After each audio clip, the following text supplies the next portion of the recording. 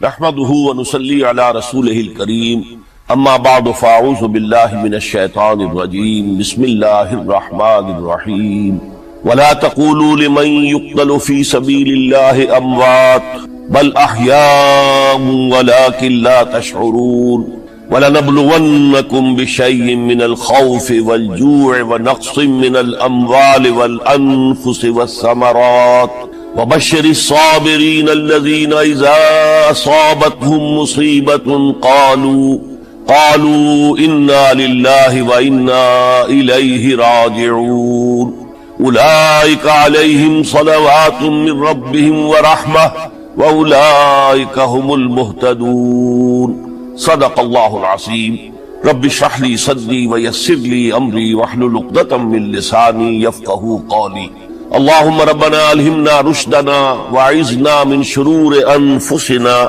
اللهم ارنا الحق حقا وارزقنا اتباعه وارنا الباطل باطلا وارزقنا اجتنابه آمین یا رب العالمین۔ معزز حاضرین اور محترم ناظرین و سامعین، السلام علیکم ورحمۃ اللہ وبرکاتہ۔ آج ہماری سہ روزہ تقاریر کی آخری کڑی ہے۔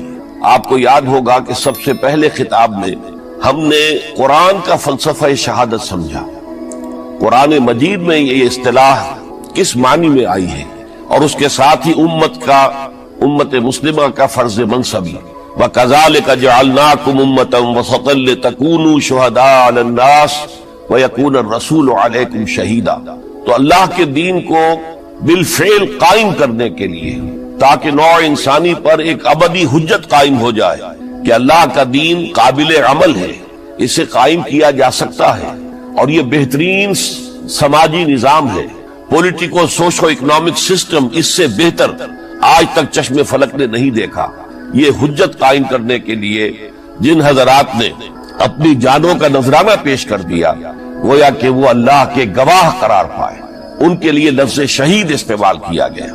دوسرے لیکچر میں آپ کو یاد ہوگا کہ ہم نے یہ بات سمجھنے کی کوشش کی کہ جب اللہ کا دین جزیرہ نماء عرب میں قائم ہو گیا، اور گویا کہ ہم کہہ سکتے ہیں کہ انقلاب محمدی علی صاحب الصلاۃ والسلام کی تکمیل ہو گئی، تو جیسے کہ ہر انقلاب کے ساتھ ہوتا ہے، اس کے بعد کچھ کاؤنٹر ریولوشنری موومنٹ شروع ہوئی۔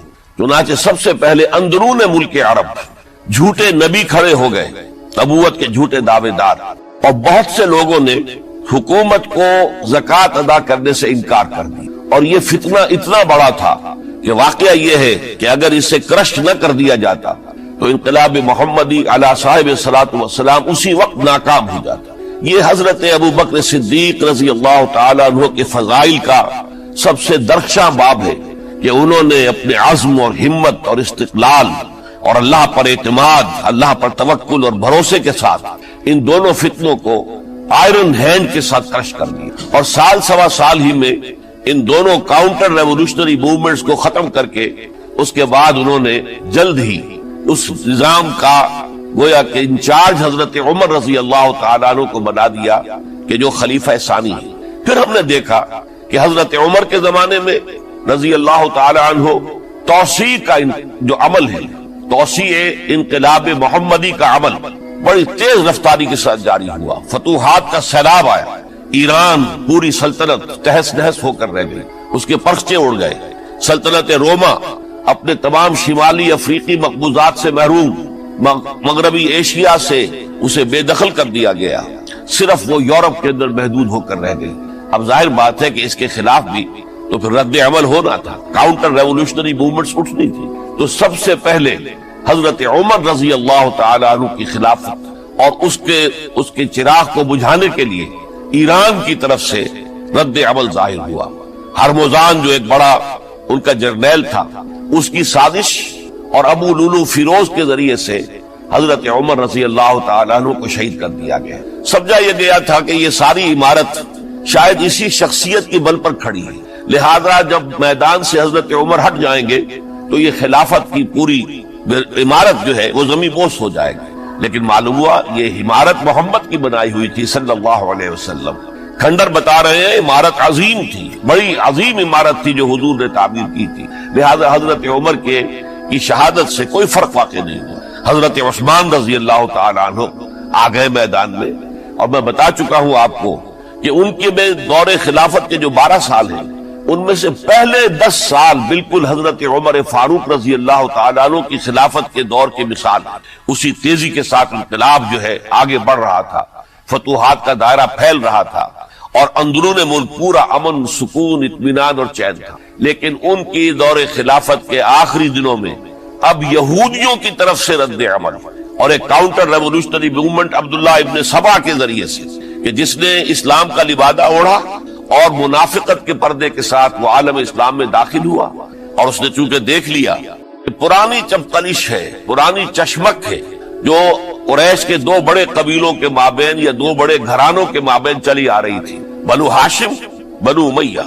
تو پہلے 2 خلفاء جو تھے وہ نہ بنو ہاشم سے تھے نہ بنو امیہ سے تھے. حضرت ابو بکر صدیق بنو تیم سے تھے، حضرت عمر بنی عدی میں سے تھے، لیکن حضرت عثمان اب بنو امیہ میں سے تھے.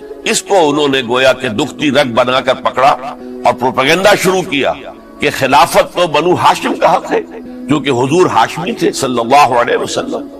تو گویا کہ عثمان غاصب ہیں رضی اللہ تعالی عنہ، بلکہ ان سے دونوں پہلو جو تھے حضرت عمر اور حضرت ابو بکر وہ بھی غاصب ہیں. اس کے ساتھ ہی فتنے کی مختلف شکلیں انہوں نے شروع کی. یہ الفتنۃ الکبریٰ کہلاتا ہے ہماری تاریخ میں، عظیم ترین فتنہ، جس کے نتیجے میں حضرت عثمان رضی اللہ تعالیٰ عنہ شہید ہو گئے. اور ان کی شہادت کے بعد اگرچہ خلافت حضرت علی رضی اللہ تعالیٰ عنہ کے ہاتھ میں آئی، لیکن یہ کہ باہمی خانہ جنگی کا وہ سلسلہ شروع ہوا جو حضرت علی کے دور خلافت جو 5 سالوں پر مشتمل ہے، اس کے دوران مسلسل خانہ جنگی رہی. ایک طرف شیعان علی تھے، دوسری طرف شیعان عثمان آ گئے جو حضرت عثمان رضی اللہ تعالیٰ عنہ کے قتل کے قصاص کے مطالبے کو لے کر سامنے آئے. جنگ جمل ہوئی، ایک رات میں 10,000 مسلمان شہید ہوئے. جنگ صفین میں 74,000 مسلمان شہید ہوئے. جنگ نہروان میں پھر 4,000 مسلمان شہید ہوئے. یہ شہادتیں جو چل رہی تھی، یہ کس لیے چل رہی تھی کہ جو بھی عمارت خلافت کی قائم ہوئی تھی اب اسے قائم رکھا جائے. اغیار کی طرف سے جو سازشیں ہو رہی ہیں، جو حملے ہو رہے ہیں، اسے ختم کرنے کے لیے ان کا مقابلہ کیا جائے. تو یہ اور اس کا یہ دور ختم ہوتا ہے حضرت علی کی شہادت پر رضی اللہ تعالی عنہ. اور یہ بات نوٹ کر لیجئے کہ حضرت علی کو شہید کرنے والے وہ خارجی تھے.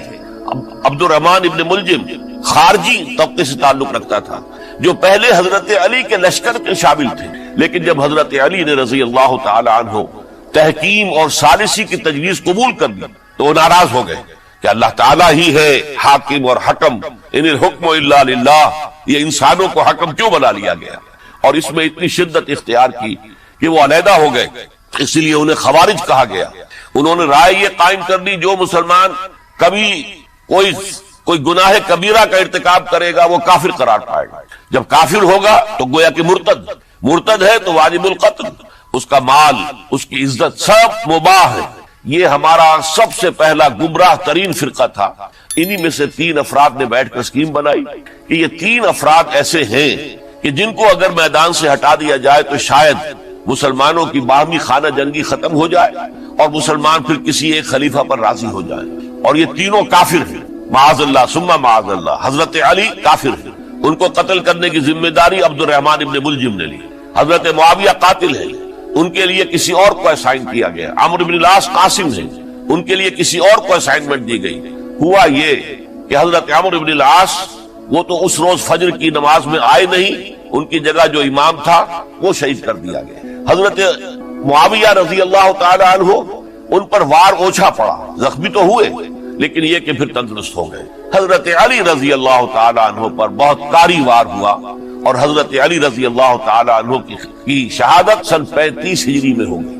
یہ جو خلافت راشدہ کا اختتام یا تو سن 35 ہجری میں حضرت علی کی شہادت سے سمجھا جائے گا، یا میری ذاتی رائے ہے کہ نہیں، اس میں حضرت حسن کا دور خلافت بھی شامل ہونا چاہیے. حضرت حسن کو کسی نے نامزد نہیں کیا تھا، نہ انہوں نے اپنی امیدواری کے ساتھ اپنے طاقت کے بل پر خلافت حاصل کی تھی، بلکہ حضرت علی سے جب یہ کہا گیا تھا کہ کیا ہم آپ کے بیٹے حسن کے ہاتھ پر بیعت کر لیں، تو انہوں نے فرمایا تھا کہ میں نہ تمہیں روکتا ہوں نہ حکم دیتا ہوں، یہ تمہارا معاملہ ہے، تم جسے مناسب سمجھو اس کے ہاتھ پر بیعت کر لو. حضرت حسن رضی اللہ تعالیٰ عنہ نے جن کے ہاتھ پر جو بیعت ہوئی، اب معاملہ یہ ہو گیا کہ امیر معاویہ رضی اللہ تعالیٰ عنہ وہ ایک لشکر لے کر شام سے چلے، حضرت حسن 50,000 آدمیوں کے ساتھ ادھر سے نکلے، لیکن یہ ہے کہ انہیں محسوس ہو گیا تھا کہ میرے ساتھیوں میں ایسا فسادی عنصر بھی موجود ہے جو عبداللہ ابن سبا کے ساتھیوں میں سے، کہ وہ کسی اچھے کام کو پسند نہیں کرتا، لہذا انہوں نے پھر صلح کی پیشکش کی، حضرت معاویہ کو پیغام بھیجا کہ میں مصالحت چاہتا ہوں، بتائیے شرائط کیا ہے۔ حضرت معاویہ نے بلینک پیپر بھیج دیا، سادہ کاغذ، کہ آپ جو شرائط چاہیں اس پر لکھ دیں، وہ مجھے قبول ہو۔ حضرت حسن نے رضی اللہ تعالیٰ عنہ شرائط لکھ دی، حضرت معاویہ نے قبول کر لی، تو حضرت حسن دستبردار ہو گئے خلافت کے دعوے سے، اور اس کے بعد پھر حضرت امیر معاویہ کی خلافت کی بیعت کی گئی۔ اس سے پہلے انہوں نے خلافت کی بیعت نہیں لی۔ یہ ہے سن 41 ہجری، اور اسے عام الجماع کہا جاتا ہے، یعنی یہ اختتام ہے مسلمانوں کی خانہ جنگی کے دور کا۔ پھر جمعیت ایک ہو گئی، پھر عالم اسلام متحد ہو گیا، اب پورا کا پورا عالم اسلام حضرت امیر معاویہ کی زیر خلافت۔ اور حضرت امیر معاویہ کون ہے؟ وہ خود ایک صحابی رسول ہے، جلیل القدر صحابی رسول ہے، اور آپ کو میں نے کل بھی بتایا تھا کہ حضرت معاویہ رضی اللہ تعالیٰ عنہ کی ایک ہمشیرہ ام حبیبہ رضی اللہ تعالیٰ عنہ حضور کے ازواج مطہرات میں سے ہیں، تو حضور کے گویا کے برادر نسبت ہی ہوئے۔ جو چند لوگ جو وحی کے لکھنے پر جو کاتبین وحی جو حضور نے مقرر کیے تھے، ان میں سے ایک حضرت معاویہ بھی ہے۔ پھر حضرت معاویہ کے لیے حضور کی دعا ہمیں ملتی ہے، اللہم اجعلہ ہادیا مہدیا، اے اللہ اسے ہادی ہدایت دینے والا بنا دے، اور مہدی بنا دے جو ہدایت یافتہ ہو۔ تو یہ ان کی شان ہے۔ اور پھر یہ کہ ان کے زمانے میں جب عالم اسلام متحد ہو گیا، داخلی خلفشار ختم ہو گیا، تو فتوحات کا سلسلہ بھی دوبارہ جاری ہو گیا۔ حضرت علی رضی اللہ تعالیٰ عنہ کے 5 سالہ دور خلافت میں کوئی توسیع نہیں ہو سکی تھی دارالاسلام کی، کوئی مزید علاقے جو ہیں سلطنت اسلامی میں شامل نہیں کیے جا سکے تھے، اس لیے کہ سارا معاملہ تو داخلی خلفشار کا تھا۔ جو خانہ جنگی ہو رہی تھی، ایک دوسرے کی تیروں اور تلواروں اور نیزوں سے 1 لاکھ کے قریب مسلمان ختم ہو گئے تھے، تو اندر سے گویا کہ موشن ٹوٹ گیا اس سیلاب کا۔ تو سیلاب پھر دوبارہ جب امت جمع ہو گئی عام الجماع کے بعد، تو حضرت معاویہ رضی اللہ تعالیٰ عنہ ان کا دور خلافت اب 20 برس ہے، اندازہ کیجیے، یہ پورے 20 برس کوئی اندرونی خلفشار نہیں ہوا، کوئی جھگڑا نہیں ہوا، کوئی فساد نہیں ہوا، بلکہ جو فتوحات کا دائرہ تھا شروع ہو گیا۔ مکران اور سندھ کے علاقے فتح ہوئے، کابل اور یہ افغانستان کا علاقہ فتح ہوا، ترکستان کے علاقوں کے اندر پیش قدمی ہوئی۔ ادھر یہ کہ قیصر سلطنت روما کا اس کے مرکزی شہر قسطنطنیہ پر حملہ کیا گیا، جس کے لیے کہ حضور کی حدیث موجود تھی پیشن گوئی کے طور پر، اول جیش یغزو مدینۃ القیصر مغفورون لہم، حضور نے فرمایا تھا کہ جو پہلا لشکر قیصر کے شہر پر حملہ کرے گا تو وہ سب کے سب وہ مغفرت پا جائیں گے، اللہ تعالیٰ ان کی مغفرت فرما دیں گے۔ اگرچہ کامیابی نہیں ہوئی، لیکن اس پیشن گوئی کی وجہ سے آپ کو معلوم ہے کہ حضرت ایوب رضی اللہ تعالی عنہ ان کو بھی اس پیشن گوئی کی وجہ سے، حالانکہ 90 برس سے اوپر تھی، لیکن وہ بھی کہا انہوں نے کہ میں بھی اس میں جانا چاہتا ہوں، چنانچہ اس لشکر میں گئے، وہی فوت ہوئے۔ بہرحال یہ سارے کارنامے اپنی جگہ پر، امن و امان اپنی جگہ پر، اس کے باوجود اہل سنت والجماعت حضرت معاویہ کے دور خلافت کو خلافت راشدہ میں شامل نہیں سمجھتے۔ اس کی وجہ کیا ہے؟ خلافت راشدہ کی شرط اولین قرآن مجید کے حکم کے مطابق امرہم شورا بینہم، مسلمانوں کے باہمی معاملات باہمی مشورے سے طے پاتے ہیں۔ حضرت ابوبکر صدیق رضی اللہ تعالیٰ عنہ سقیفہ بنی سعدہ کے اندر مشورے کے بعد ان کو منتخب کیا گیا اور ان کے ہاتھ میں بیعت ہوئی۔ حضرت عمر رضی اللہ تعالیٰ عنہ کو حضرت ابوبکر نے مسلمانوں سے مشورہ کر کے پھر نامزد کی۔ حضرت عثمان کے لیے حضرت عمر رضی اللہ تعالیٰ عنہ نے اپنے جانشین کے لیے 6 افراد پر مشتمل کمیٹی بنا دی، جو بڑے سے بڑے جو اصحاب جو جن کے بارے میں کہا گیا ہے کہ جن کو دنیا ہی میں بشارت دے دی گئی تھی، جو عشرہ مبشرہ میں سے جو باقی تھے، ان کے اوپر مشتمل کمیٹی بنا دی کہ آپ لوگ طے کر لیں اور اپنے سے کسی ایک پر جمع ہو جائیں۔ اس اعتبار سے حضرت علی کے ہاتھ پر بھی جو بیعت ہوئی ہے تو وہ اہل مدینہ کے دباؤ پر ہوئی ہے، ان کے مطالبے پر ہوئی ہے۔ حضرت علی خود جو ہے وہ خلافت کے مدعی نہیں تھے، بلکہ انکار کرتے رہے، چونکہ فتنے کا دور تھا۔ حضرت عثمان شہید ہوئے تھے، مسلمانوں کے دل زخمی تھے، اس حالت میں وہ سمجھتے تھے کہ اگر میں یہ خلافت جو ہے اپنے ہاتھ میں لے لوں گا تو ہو سکتا ہے کہ اس کا حق ادا نہ کر سکوں، لیکن یہ کہ جب انہوں نے دیکھا کوئی اور بھی تیار نہیں، طلحہ بھی تیار نہیں، زبیر بھی تیار نہیں، تو آخر مسلمانوں کو بغیر امارت کے چھوڑا تو نہیں جا سکتا، تو حضرت علی نے وہ قبول کر لیا۔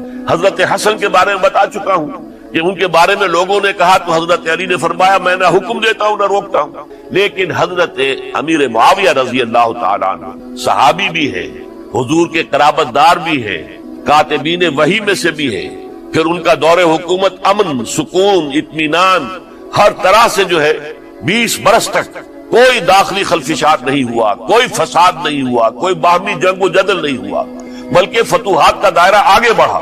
اس کے باوجود چونکہ انہوں نے طاقت سے خلافت حاصل کی، لہذا ان کے دور خلافت کو ہم خلافت راشدہ میں تسلیم نہیں، حالانکہ وہ خود راشد ہیں، اس لیے کہ تمام صحابہ کرام کے بارے میں سورہ حجرات میں فرمایا وَلَكِنَّ اللَّهَ حَبَّبَ إِلَيْكُمُ الْإِيمَانَ وَزَيَّنَهُ فِي قُلُوبِكُمْ وَكَرَّهَ إِلَيْكُمُ الْكُفْرَ وَالْفُسُوقَ وَالْعِصْيَانَ أُولَٰئِكَ هُمُ الرَّاشِدُونَ۔ تمام صحابہ کرام کی شان یہ ہے کہ اللہ تعالیٰ نے ان کے دلوں میں ایمان کو کھبو دیا ہے، ایمان ان کے دلوں میں رچ گیا ہے، بس گیا ہے، جم گیا ہے، اور کفر سے، فسق سے انہیں تبھی نفرت ہو گئی ہے، اور یہ سب کے سب راشدون ہیں، تو تمام صحابہ راشدون ہیں۔ اس اعتبار سے خود حضرت امیر معاویہ بھی راشدون میں شامل ہے، لیکن خلفائے راشدین میں شامل نہیں ہے۔ خلفائے راشدین عام طور پر تو ہم کہتے ہیں حضرت ابوبکر، حضرت عمر، حضرت عثمان، حضرت علی۔ میں نے اپنی ذاتی رائے، حقیر سی رائے عرض کی ہے، اس میں حضرت حسن کا دور بھی شامل ہونا چاہیے 6 مہینے کا، تب وہ 30 برس پورے ہوتے ہیں، جو حدیث میں آیا ہے کہ خلافت جو ہے وہ 30 برس رہے گی، اس کے بعد ملوکیت شروع ہو جائے گی۔ تو ملوکیت کا پہلا قدم یہ تھا کہ حضرت معاویہ نے طاقت سے بزور خلافت حاصل کی، اس لیے ان کو خلیفہ راشد ہم نہیں کہتے۔ البتہ یہ ضرور ہے کہ ان کا دور بہت پرسکون دور تھا۔ البتہ جب 10 برس گزر گئے حضرت معاویہ کے دور حکومت کو، اب میں یہاں لفظ خلافت کی بجائے دور حکومت استعمال کر رہا ہوں، کیونکہ خلافت راشدہ سے ذرا اس کا فرق واضح ہو جائے گا۔ تو اس وقت ایک اور صحابی، جلیل القدر صحابی مغیرہ ابن شعبہ رضی اللہ تعالی عنہ، وہ حضرت معاویہ کے پاس آئے اور انہوں نے یہ کہا کہ دیکھیے اگر آپ نے اپنے بعد اپنا جانشین نامزد نہ کیا تو ہو سکتا ہے پھر فسادات پیدا ہو جائے، پھر مختلف لوگ خلافت کا دعویٰ لے کر کھڑے ہو جائیں، پھر خانہ جنگی ہو جائے۔ 5 برس کی خانہ جنگی میں 1 لاکھ سے زیادہ مسلمان شہید ہو چکے ہیں، قتل ہو چکے ہیں، ہلاک ہو چکے ہیں، اب دوبارہ وہی دور نہ آ جائے، لہذا آپ اپنا جانشین نامزد کر دیں۔ امیر معاویہ ریلیکٹنٹ تھے، لیکن انہوں نے دلائل دیے، دلائل مضبوط تھے۔ انہوں نے کہا کہ اب کبار صحابہ دنیا سے رخصت ہو چکے، وہ جماعت کہ جن کی تربیت اور تزکیہ، جن کی تعلیم حضور نے خود کی تھی اور ان کو اندر سے پاک کر دیا تھا، ان کی نیتیں بالکل پاک ہو چکی تھی، کوئی نفسانیت ان میں نہیں رہی تھی، وہ جماعت تو اکثر و بیشتر اب ختم ہو چکی، فوت پا چکے، وفات ہو چکی، لہذا اب جو ہے اکثر و بیشتر نو مسلم ہیں جو بعد کے فتوحات کے ذریعے سے اسلام لائے ہیں، لہذا ان کے اندر نہ وہ پختگی ہے، نہ ان کے اندر وہ تقوی ہے، نہ تدین ہے، نہ اصول پرستی ہے۔ اسلام کی پوری تعلیمات جو ہیں وہ ان کے وجود کے اندر، ان کے شعور کے اندر گہری اتری ہوئی نہیں ہے، لہذا اب صورتحال وہ نہیں رہ سکے گی جو حضرت ابوبکر یا حضرت عمر یا حضرت عثمان یا حضرت علی کے زمانے میں تھی، لہذا آپ نامزد کی۔ یہ بھی بتا دوں کہ مغیرہ ابن شعبہ کون تھے رضی اللہ تعالیٰ عنہ۔ نمبر 1 یہ کہ یہ اصحاب شجرہ میں شامل ہیں، جن 1400 یا 1800 افراد نے حضور سے بیعت کی تھی صلح حدیبیہ سے متصل قبل، اس درخت کے نیچے بیٹھ کر، جس کے بارے میں سورہ فتح میں فرمایا گیا کہ لقد رضی اللہ عن المؤمنین اذ یبایعونک تحت الشجرہ، اللہ ان تمام اہل ایمان سے راضی ہو گیا جو ہے نبی صلی اللہ علیہ وسلم آپ کے دست مبارک پر بیعت کر رہے تھے اس درخت کے نیچے، ان میں سے موجود، ان میں یہ مغیرہ ابن شعبہ ہے۔ پھر مغیرہ ابن شعبہ وہ ہے کہ حضرت علی اور امیر معاویہ ان کے درمیان جو خانہ جنگی ہوئی اس میں ہمیشہ حضرت علی کے ساتھ رہے، حضرت علی کے ہی وہ سپورٹر تھے، ان کے ساتھ تھے۔ اس پہلو سے اچھی طرح سمجھ لیجئے کہ یہ نہیں ہے کہ وہ در حقیقت کو پہلے سے وہ امیر معاویہ کے ساتھی تھے، نہیں، لیکن اب جو صورتحال وہ دیکھ رہے تھے، جہاں دیدہ انسان تھے، بہت بڑے سیاستدان تھے، جانتے تھے حالات کو، حالات کے نظر پر ان کا ہاتھ تھا، لہذا انہوں نے یہ مشورہ دیا اور پھر امیر معاویہ نے اس مشورے کو قبول کر لیا اور یزید کی ولی عہدی کا اعلان کر دیا۔ یہ بالکل مڈل ہے حضرت امیر معاویہ کے دور خلافت کا درمیان. یہ 10 سال جب ہو گئے تھے حضرت امیر معاویہ کی خلافت کو یا حکومت کو، تب یہ معاملہ پیش آیا. اور یزید کے ہاتھ پر یہ بیعت ولی عہدی تمام جو بھی مختلف گورنرز تھے ان کے ذریعے سے کہہ دیا گیا اپنے اپنے علاقے کے لوگوں سے بیعت لے لو. یہ بیعت عام طور پر لوگوں نے کر لی. البتہ 5 شخصیتیں جو بہت نمایاں تھیں انہوں نے اس بیعت سے انکار کیا. ان میں کون تھے ذرا نوٹ کیجئے. حضرت ابو بکر فوت ہو چکے، ان کے بیٹے عبد الرحمن ابن ابی بکر. حضرت عمر فوت ہو چکے، ان کے بیٹے عبداللہ ابن عمر. حضرت زبیر فوت ہو چکے، ان کے بیٹے عبداللہ ابن زبیر.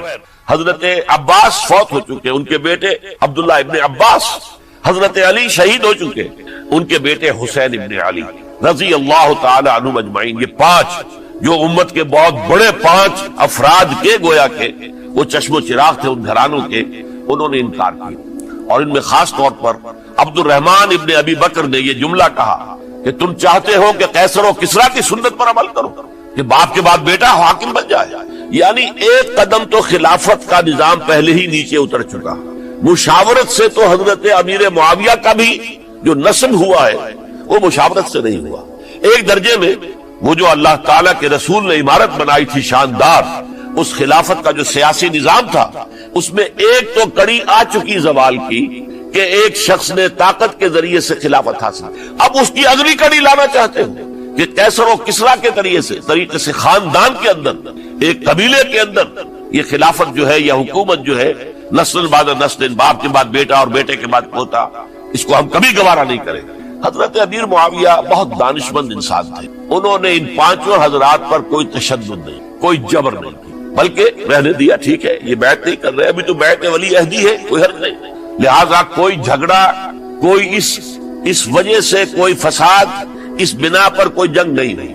10 سال گزر گئے، یعنی 10 سال تک یزید ولی عہد رہا ہے. 10 سال تک. اور اس سوائے ان 5 بڑی شخصیتوں کے جو پوری امت تھی، عوام الناس تھے، ان سب نے اسے قبول کیا. یہ صورتحال اب جب پیدا ہوئی جب حضرت امیر معاویہ کا انتقال ہوا، یہ سن 60 ہجری ہے. اب سوال پیدا ہوا کہ وہ ولی عہدی کی بیعت اب بیعت خلافت میں منتقل ہو جائے گا. لہذا پھر یہ ہوا کہ سب لوگوں سے، سب گورنروں کو لکھ دیا گیا تمام صوبوں کے اندر کہ اپنے اپنے لوگوں سے بیعت لے لو. ظاہر بات ہے کہ وہاں کوئی ریفرنڈم نہیں ہوتا تھا، کوئی ووٹ نہیں ہوتے تھے کہ اس کی پرچیاں ڈالی جا رہی ہوں، ایک شخص سے رائے لینا نہیں ہوتی تھی، بلکہ اس وقت کی جمہوریت یہ تھی اور شورائیت یہ تھی کہ ڈیفرنٹ کلینز ہیں، ڈیفرنٹ فیملیز ہیں، ڈیفرنٹ ٹرائبز ہیں، ان کے سردار، ان کے بڑے لوگ، ان کے اہم لوگ بیعت کر لیں تو گویا کہ سب کی بیعت ہو گئی. وہ ایک قبائلی نظام تھا اور اس میں یہ نہیں تھا نظام کے ووٹ بنے ہوئے ہوں اور اس کی پرچیاں ڈالی جا رہی ہوں. تو تمام عالم اسلام نے گویا کہ بیعت قبول کر لی اب یزید کی بحیثیت خلیفہ. اب وہ جو 5 آدمی تھے ان میں سے ایک فوت ہو چکے تھے، حضرت عبد الرحمن ابن ابی بکر رضی اللہ تعالی عنہما، دونوں فوت ہو گئے، لیکن باقی 4 رہ گئے. ان 4 کو نوٹ کیجئے، اور یہ بڑا سینسٹیو ایشو ہے جس پر میں اب گفتگو کر رہا ہوں. ان 4 میں کون ہیں؟ عبداللہ ابن عباس، عمر میں سب سے بڑے وہ ہیں، اور ان کی شان یہ ہے کہ انہیں حبر الامہ کہا گیا ہے، امت کے سب سے بڑے عالم، اور قرآن مجید کے وہ سب سے پہلے مفسر ہیں. اصل جو جتنی بھی تفسیری روایات ہمیں ملتی ہیں حضرت عبداللہ ابن عباس کے شاگردوں سے، تابعین سے، لہذا ان کا بہت اونچا مقام. حضرت عبداللہ ابن عمر، ان کا مقام بھی آپ کو معلوم ہے، حدیثوں کی کتنی بڑی تعداد ہے جو عبداللہ ابن عمر سے مروی ہے، اور اس کو سلسلۃ الذہب کی پہلی کڑی کہا جاتا ہے. روایت حدیث میں جو سنہری زنجیر ہے اس کا آغاز حضرت عبداللہ ابن عمر ہے. ایک طرف یہ دونوں ہو گئے، ان دونوں کی رائے کیا ہوئی؟ اگرچہ کام غلط ہوا ہے، یہ اس طریقے سے قیصر و کسریٰ کی روایت پر عمل کرنا غلط، لیکن یہ اتنی بڑی غلطی نہیں ہے کہ اس کی وجہ سے باہمی جنگ و جدال ہو، خوریزی ہو، ایک دوسرے کی گردنیں کاٹی جائیں اور فتنہ و فساد پیدا کر دیا جائے. لہذا انہوں نے یزید کی بیعت کر لی. 2 حضرات رہ گئے، یہ نسبتاً نوجوان ہیں. ان دونوں کی پیدائش ہجرت کے بعد ہوئی ہے. ہجرت کے بعد پہلا بچہ جو مہاجرین میں پیدا ہوا ہے وہ عبداللہ ابن زبیر ہے. بلکہ کچھ عرصے تک مہاجرین میں جب کوئی پیدائش نہیں ہوئی تو وہ مکے مدینہ کے منافقین نے کہنا شروع کر دیا تھا کہ یہ یہاں کے کمزور ہو گئے، نامرد ہو گئے، ان کی اولاد اب چلے گی نہیں. تو عبداللہ ابن زبیر جب پیدا ہوئے، اور آپ کو معلوم ہونا چاہیے وہ حضرت ابوبکر صدیق کے نواسے ہیں، حضرت عائشہ صدیقہ کے ہمشیرہ حضرت اسماء کے بیٹے ہیں. عبداللہ ابن زبیر، اور زبیر بہت شجاع، بہت ہی بہادر انسان تھا، تو عبداللہ ابن زبیر کے اندر بھی وہی کیفیات تھی۔ انہوں نے کہا نہیں، اس غلطی کو ہم برداشت نہیں کریں گے، خون ریزی ہوتی ہے تو ہو، لیکن ہم اسلامی نظام کو نیچے اترتا ہوا نہیں دیکھ سکتے۔ جیسے کبھی حضرت ابو بکر نے فرمایا تھا ایبدل الدین وانا حی، کیا دین میں ترمیم اور تنسیخ کر دی جائے گی، دین کو بدل دیا جائے گا، دین میں تحریف کر دی جائے گی جبکہ میں ابھی زندہ ہوں، میں جیتے جی یہ نہیں ہونے دوں۔ حضرت عبداللہ ابن زبیر کی یہ رائے ہوئی، وی ہیو ٹو چیلنج، ہم مقابلہ کریں گے، ہم اسے پیسیولی قبول نہیں کریں۔ انہوں نے بیعت سے انکار کیا اور مدینہ چھوڑ کر مکے جا کر حرم کے اندر پناہ گزین ہو گئے۔ یہی معاملہ حضرت حسین ابن علی رضی اللہ تعالی عنہما کا تھا، وہ بھی نہایت شجاع، نہایت جری، نہایت بہادر۔ انہوں نے بھی کہا کہ یہ غلط قیصر و کسریٰ کی روایت جو شروع ہو رہی ہے، اسے ہم نے ریزسٹ کرنا ہے اور اسے ہم آگے نہیں چلنے۔ ان پر بھی جب دباؤ ڈالا گیا کہ بیعت کرو تو وہ کچھ وقت مان کر کہ دیکھیے میں ایسا شخص نہیں ہوں کہ تنہائی میں علیحدہ کمرے میں بیٹھ کر بیعت کروں، جب عمومی بیعت لوگے تم سب سے تو میں بھی آ جاؤں گا، اس وقت وہ فیصلہ کریں گے۔ تو بس اس وجہ سے پھر وہ گورنر جو تھا اس وقت مدینے کا، اس سے اجازت لے کر آ گئے اور راتوں رات وہاں سے نکل کر وہ بھی مکے پہنچ۔ تو اب یہ چار جو ہیں دو گروہوں میں تقسیم ہو گئے، 2+2۔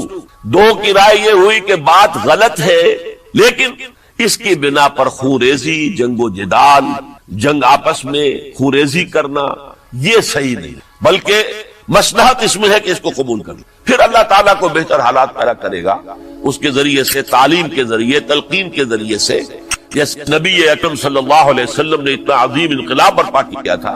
ہم کوشش کریں گے کہ نظام حکومت کی اصلاح ہو جائے، لیکن اس وقت اگر ہم اڑ گئے تو پھر گویا کہ خوریزی اور فساد اور باہمی جو جنگ ہے وہ شروع ہو جائے گا۔ اور دو حضرات کی رائے ہوئی کہ نہیں، ہمیں ہر صورت میں رجسٹ کرنا ہے، خوریزی ہوتی ہے تو ہو، ہمیں جانے دینی پڑتی ہے تو دیں گے، ہم شہادت قبول کریں گے، لیکن اس غلطی کو قبول نہیں کر سکتے۔ تو میں اس کے لیے عرض کر رہا ہوں، یہ تیسری شہادتوں کا جو دور شروع ہوا ہے، پہلا شہادتوں کا دور حضور کا دور، دین کو قائم کرنے کی جد و جہد میں جنہوں نے جانے دی، دوسرا دور اس دین کے خلاف جو کاؤنٹر ریولوشنری موومنٹس آئی ہیں ان کو رفع کرنے کے لیے جانے دینا۔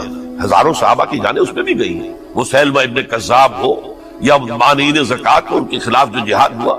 پھر ظاہر بات ہے کہ حضرت عثمان رضی اللہ تعالیٰ عنہ کے بعد جو فساد ہوا، وہ شہادتیں کیا تھی؟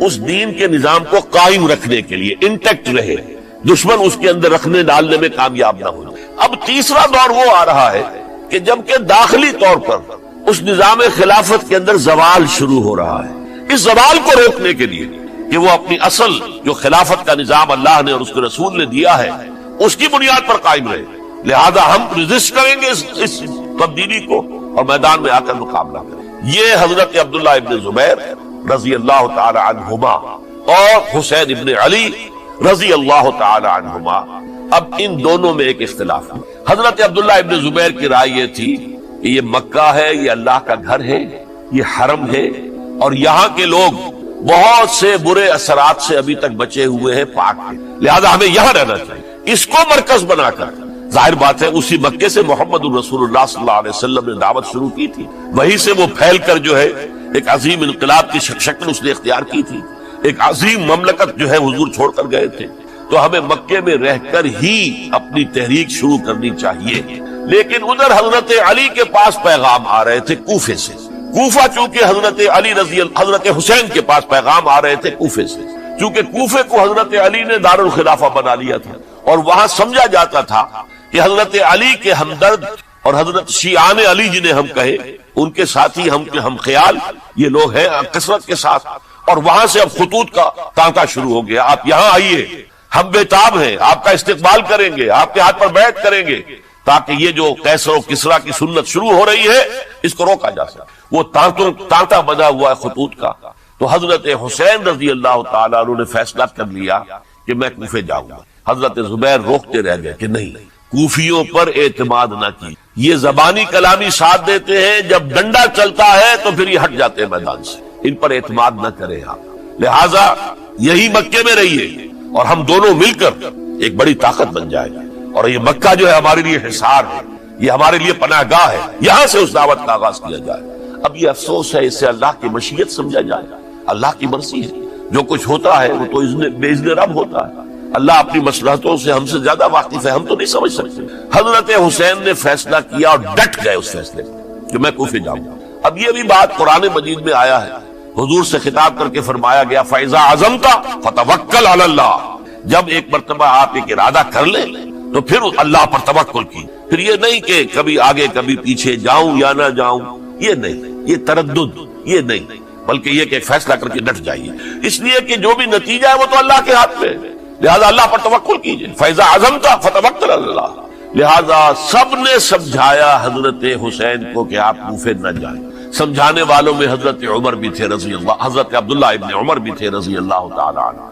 اگرچہ کوئی قرابت داری جو ہے قریبی نہیں تھی، لیکن بہرحال امت کی ایک شخصیت، عظیم شخصیت تھے. سمجھانے میں سب سے زیادہ زور صرف کیا ہے حضرت عبداللہ ابن عباس نے رضی اللہ تعالی عنہ. اور حضرت عبداللہ ابن عباس کون ہے؟ ایک رشتے سے حضرت حسین کے چچا ہیں، ایک رشتے سے حضرت حسین کے نانا ہیں. کیوں؟ حضرت علی اور حضرت عبداللہ ابن عباس چچا زاد بھائی ہیں. عباس کے بیٹے، ابو طالب کے بیٹے، عباس اور ابو طالب بھائی ہیں. تو یہ فرسٹ کزن تھے حضرت علی اور عبداللہ ابن عباس رضی اللہ تعالی عنہ. لہذا انہوں نے جب کہا تو گویا کہ ایک چچا ایک بزرگ سمجھا رہا. اور دوسرے رشتے سے حضور نانا تھے حضرت حسین کے، اور حضور بھی کزن تھے حضرت عبداللہ ابن عباس کے، چچا زاد بھائی. اس حوالے سے سمجھ لیجئے کہ حضور کے کزن نانا کے درجے میں آ گئے. تو یہ دو رشتے تھے حضرت عبداللہ ابن عباس کے، اور انہوں نے بڑی الہا زاری کے ساتھ، بڑی اپنے مقام سے نیچے اتر کر خوشامد کی ہے. حسین خدا کے لیے بعد آ جا، حسین خدا کے لیے بعد آ جا. حسین اگر جانا ہی ہے تو اپنے بال بچوں کو لے کر نہ جا. جس طریقے سے تمہارے باپ حضرت علی رضی اللہ تعالیٰ عنہ کو کوفہ کے اندر ذبح کر دیا گیا، کہیں ایسا نہ ہو کہ تمہیں بھی تمہارے بال بچوں کے سامنے ذبح کر دیا جائے. باس آ جاؤ. لیکن حضرت حسین اب اللہ کی طرف سے ان کے دل میں ایک ارادہ پختہ ہو چکا تھا، اور انہوں نے حضرت مسلم بن عقیل کو بھیجا تھا کہ جاؤ میری طرف سے کوفے والوں سے بیعت لے اور پھر مجھے اطلاع دو. وہ گئے، وہاں 12,000 افراد نے بیعت کر لی. اب ان کا خط آ گیا کہ یہاں تو فضا بالکل ہموار ہے، اتنے لوگوں نے بیعت کی ہے، باقی بھی جیسے ہی آپ سامنے آ جائیں گے سب بیعت کر لیں گے. لہذا یہاں پر وہ ریزسٹنس کے لیے گویا کہ ہمارے پاس طاقت اس کوفے کے اندر بہت مضبوط طاقت ہوگی کہ ہم یزید کی حکومت کے خلاف ریزسٹ کر سکیں. اس کے بعد ہوا کیا؟ یزید نے عبید اللہ ابن زیاد کو گورنر بنا کر بھیج دیا. یہ شخص تھا بہت ڈنڈا چلانے والا. اس نے سختیاں شروع کی تو بہت سے لوگ اس بیعت سے تائب ہوئے، لیکن مسلم بن عقیل وہ میدان میں آئے اور ان کے ساتھ ہزاروں آدمی آ گئے جنہوں نے بیعت کی تھی، ابھی تک بیعت پر قائم تھے، اور انہوں نے گورنر کے گھر کا گھیراؤ کیا. گورنر کے ساتھ 30-40 آدمی تھے کل. وہ چھتوں پر چڑھ گئے، وہاں سے پتھراؤ کیا، اور وہاں سے جو 30-40 آدمی کوفے کے تھے ان سے کہا تم اپنے اپنے لوگوں کو کہو کہ چلے جائیں واپس یہاں سے. انہوں نے اوپر سے کہنا شروع کیا، ڈرایا، بہت خوفناک نتیجہ نکلے گا، اب عبید اللہ ابن زیاد تم سب کو ہلاک کر دے گا. ایک ایک کر کے بھیڑ چھٹتی چلی گئی اور صرف چند افراد رہے، اور اس کے نتیجے میں حضرت مسلم بن عقیل شہید کر دی. بلکہ ایک شخص خانی نے انہیں پناہ دی تھی کوفے میں، ان کو بھی قتل کر دیا گیا، شہید کر دیا. اس پر یہ ہے کہ انہوں نے ایک شخص کے ذریعے سے پیغام دیا قتل کیے جانے سے پہلے کہ دیکھو میرا تو وقت آ گیا ہے، میں تو اب قتل ہو جاؤں گا، شہید کر دیا جاؤں گا، تو میرا پیغام حسین تک پہنچا دو رضی اللہ تعالی عنہ کہ یہاں یہ بغاوت ہو گئی. لوگوں نے، کوفیوں نے، الکوفی لا یوفی، کوفی جو ہے وہ پورا نہیں کرتا اپنے عہد کو اور وفا کو. اس کا ایک ثبوت ہمیں مل گیا ہے. یہ سب کے سب منحرف ہو گئے بیعت سے. آپ جہاں تک آ گئے وہاں سے واپس چلے جائیے. جب حضرت حسین کے پاس یہ پیغام پہنچا اور انہوں نے ارادہ کیا کہ ٹھیک ہے یہ تو حالات بدل گئے، لہذا واپس چلنا چاہیے. شاید عبداللہ ابن زبیر کی رائے ہی صحیح ہے، ہمیں مکے ہی میں بیٹھ کر کام کرنا چاہیے. لیکن اب جو ہے عرب کا ایک خاص مزاج ہے. حضرت مسلم بن عقیل کے بیٹے آڑے آ گئے، اب ہم اپنے باپ کے خون کا قصاص لیے بغیر نہیں جائیں گے. اور حضرت حسین رضی اللہ تعالیٰ عنہ بامروت انسان، شریف النفس انسان، کیسے ممکن تھا غیرت مند غیور انسان وہ کیسے ان کی بات کو رد کر دے. لہذا اچھا چلو چلتے ہیں کوفے کی طرف. آگے بڑھتے چلے گئے، کربلا میں پہنچ گئے. جو کچھ وہاں ہوا ہے پھر آپ کو معلوم ہے. اس میں یہ بات ہے پہلے 1000 کا لشکر بھیجا تھا عبید اللہ ابن زیاد نے، اس پر حضرت حسین رضی اللہ تعالیٰ عنہ نے جو باتیں کہی وہ کچھ اثر انداز ہو گئے. ان کا افسر جو تھا حر بن یزید تمیمی، وہ بعد میں حضرت حسین کا حامی ہو گیا اور حضرت حسین کے ساتھ ہی اس کو بھی شہادت نصیب. پھر دوسرے کو بھیجا عمرو ابن سعد. عمرو ابن سعد بھی ایک بڑی عظیم شخصیت کا بیٹا تھا.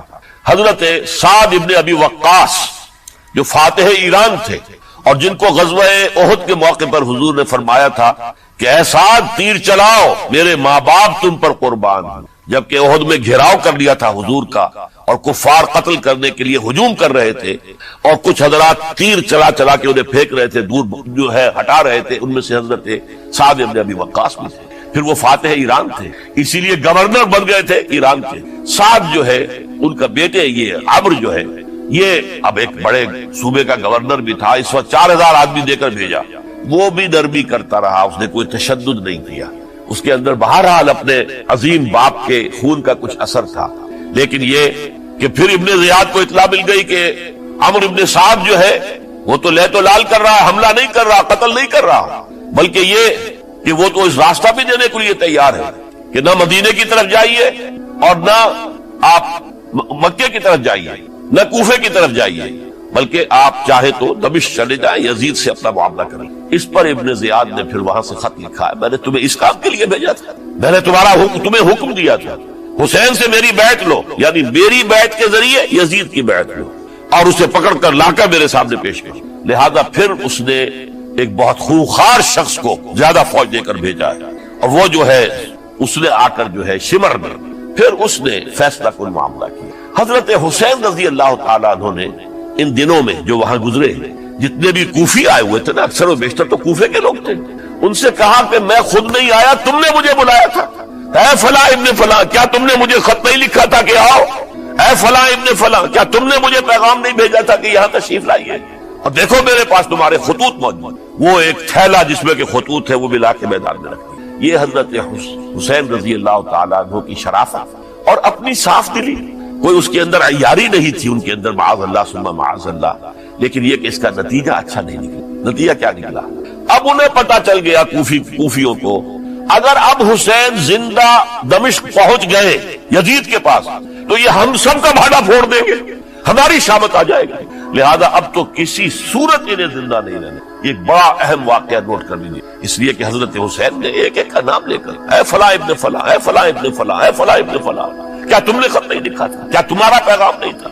اب انہوں نے دیکھا کہ یہ بھانڈا اگر یزید کے ہاں جا کر پھوڑ دیا گیا تو پھر ہماری خیر نہیں ہوگی. یہی وجہ ہے حضرت حسین کو شہید کرنے کے بعد یہ نوٹ کر لیجئے 72 آدمی تھے کل جس کو کہلے لشکر حضرت حسین کا رضی اللہ تعالیٰ. ان میں سے 20 خاندان بنی ہاشم کے چشم و چراغ. وہ بڑی بہادری سے لڑے، بڑی بہادری سے لڑے، ایک ایک نے لڑ کر جان دی ہے. بہت سو کو مارا. یقاتلون فی سبیل اللہ فیقتلون ویقتلون. قتل کر بھی رہے تھے، قتل ہو بھی رہے تھے، ایک ایک کر کے قتل ہو رہے تھے، شہید ہو رہے تھے. 20 جو ہے خاندان بنی ہاشم میں سے شہید ہوئے ہیں. حضرت حسین رضی اللہ تعالیٰ عنہ کا ایک بہت ہی انفنٹ چھوٹا بچہ وہ بھی شہید ہے. باقی سب مرد، تمام مرد سوائے ایک حضرت حسین کے بیٹے حضرت علی بن حسین زین العابدین کے علائے بعد میں. وہ بیمار تھے، وہ جنگ میں حصہ نہیں لے سکتے تھے، وہ بچ گئے صرف. اچھا حضرت حسین شہید ہو گئے. یہ ہے 10 محرم الحرام سن 61 ہجری. کیا مطلب ہے؟ حضور کے انتقال کے ٹھیک 50 برس بعد سن 11 ہجری میں حضور کا انتقال اور سن 61 ہجری میں حضور کے نواسے اور جن کے بارے میں حضور نے فرمایا سیدہ شباب اہل الجنہ حضرت حسین شہید کر. اور اس کے بعد اس لشکر نے خیموں کو آگ لگا دی. یہاں نکتہ سمجھ لیجیے آگ کیوں لگائی. انہیں معلوم تھا ہمارے خلاف ڈاکومنٹری پروف موجود ہے وہاں پر، وہ ہمارے خطوط کے تھیلے وہاں موجود ہیں. اگر وہ باقی رہ گئے تو ہماری شامت آ جائے گی، ہمیں کون بچائے گا. ورنہ ظاہر بات ہے کہ اگر تو وہ دشمنی کے انداز میں بات ہوتی تو خواتین کی بھی بے حرمتی کی گئی ہوتی، لیکن نہیں، کسی نے. ظاہر بات ہے کہ خانوادہ نبوت کی کسی خاتون کی بے حرمتی نہیں کی، قطعاً نہیں کی، قطعاً نہیں کی، قطعاً نہیں کی. لیکن خیمے جلانا ان کی ضرورت تھی تاکہ وہ ریکارڈ جو ہے ان کا وہ تلف ہو جائے، سارے خطوط جو ہے وہ جل جائیں تاکہ ان کے خلاف ثبوت باقی نہ رہے. یہ عظیم سانحہ کربلا ہے.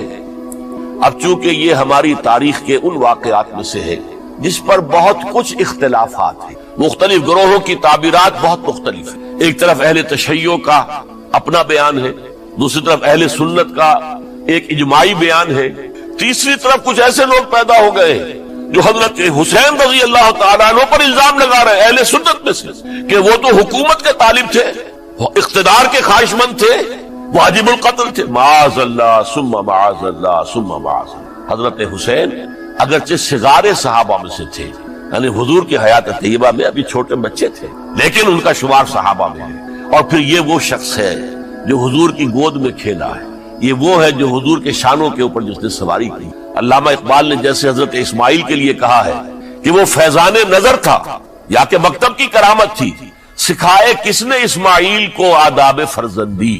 ظاہر بات ہے حضرت اسماعیل کسی اسکول اور مدرسے دارالعلوم میں پڑھے نہیں تھے کہ وہاں پتہ چلتا کہ والد کا حق کیا ہے۔